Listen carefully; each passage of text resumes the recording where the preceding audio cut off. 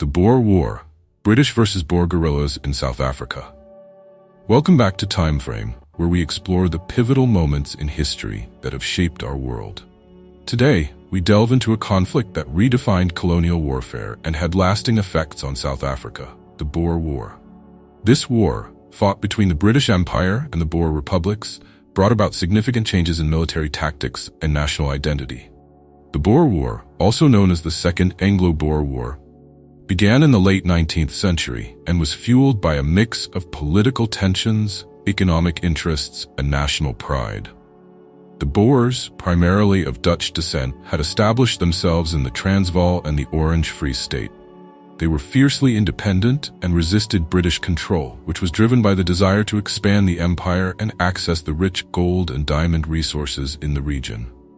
As tensions escalated, the British launched an invasion in late 1899. Initially, they believed the conflict would be short-lived, but they underestimated the resolve and ingenuity of the Boer fighters. The Boers employed guerrilla tactics that included hit-and-run attacks and ambushes, which proved to be highly effective against the traditionally structured British army. The British troops were well-trained and equipped, but they struggled to adapt to the unconventional warfare employed by the Boers.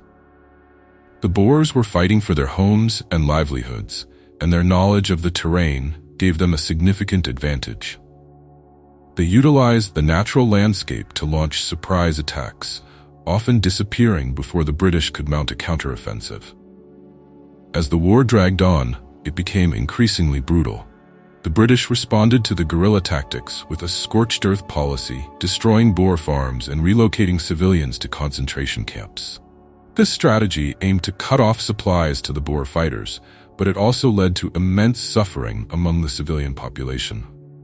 Thousands of women and children died in these camps due to disease and malnutrition, drawing international attention and condemnation.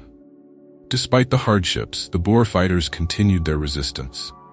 Leaders like General Christian de Wet and General John Smuts became legendary figures, inspiring their fellow countrymen to keep fighting against the powerful British forces. The war showcased the resilience and determination of the Boer people, who were willing to endure great sacrifices for their independence. As the conflict wore on, public opinion in Britain began to shift. The reports of suffering from concentration camps and the difficulties faced by the British Army led to growing anti-war sentiment. Many began to question the morality of the war and the methods employed by their government. In the face of mounting pressure and heavy casualties, the British eventually adapted their tactics. They began to focus on cutting off Boer supply lines and employing more mobile units, which allowed them to engage the guerrillas more effectively. By the end of the war, the British had gained control over the Boer territories, but at a tremendous cost. The Boer War officially ended in 2002, but its legacy continued to shape South Africa for generations. The conflict heightened tensions between different ethnic groups and set the stage for future struggles, including the fight against apartheid. In conclusion, the Boer War was more than just a military conflict. It was a clash of cultures, ideologies, and national identities. The bravery and tenacity of the Boer guerrillas against one of the world's greatest empires demonstrated the complexity of warfare and the human spirit's capacity for resilience. Thank you for watching this episode of Timeframe. If you enjoyed our exploration of the Boer War and want to learn more about historical events that shaped our world, please like this video and subscribe to our channel for more engaging content.